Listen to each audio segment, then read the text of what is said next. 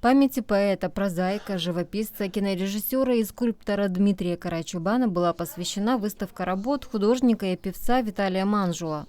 14 акварельных работ и 3 работы в масле. 14 работ, связанные с природой, скажем там, городской природой, плюс отдых, такой вот наслаждение души, связанное с морскими мотивами, с лодками, с надеждой на жизнь, на спасение. И 3 работы в масле, которые отражают жизнь Буджака. Картины Виталия Манжула выполнены акварелью и маслом. Искусство художника отметили работники культуры. На картинах отражает людей, жизнь, бытность нашу. И это отражение его же души. Он очень любит людей, очень уважает. Он порядочный человек.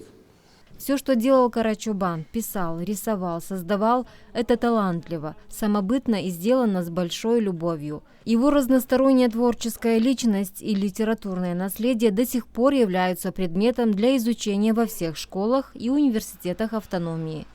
Он свою жизнь прожил короткую, но очень насыщенную жизнь.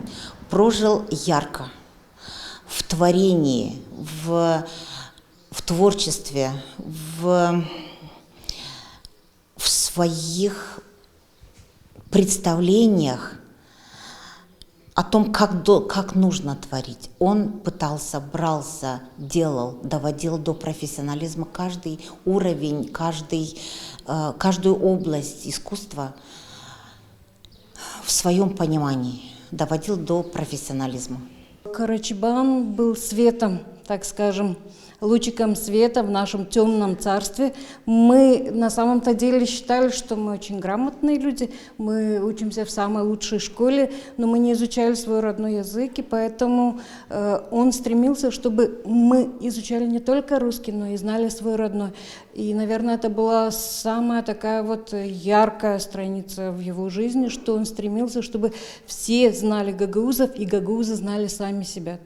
Национальный историко-этнографический музей имени Дмитрия Карачубана основан в 1966 году. В Музее гагаузской культуры хранятся сотни экспонатов из области материальной и духовной культуры гагаузов, накопившиеся за 2 столетия их проживания на территории Молдовы. Самым ценным экспонатом музея является коллекция фильмов, отснятых во время важных событий в гагаузских селах Буджакской степи, которые можно посмотреть в небольшом кинозале музея. Около 20 художественных документальных фильмов Дмитрия Карачубана переформатировал в электронный формат видеоинженер музея Иван Крым. Когда я пришел уже работать в музей, значит, эти пленки, эти фильмы хранились, не так хранились, как должны были быть, потому что они должны храниться в специальных сейфах с определенной влажностью там, вот.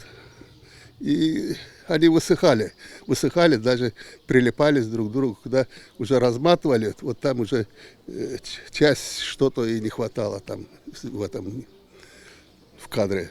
Проектировал я их на экран, и с экрана я снимал уже. В продолжении праздничного мероприятия доклады о ценности творчества Дмитрия Карачубана прочитали сотрудники НИЦ. Поэты поделились своими новыми произведениями. Гости программы посмотрели фильм «Берчив Чарек». Светлана Димитрогла, Григорий Ставилов, Евгений Мельник. Новости ГРТ.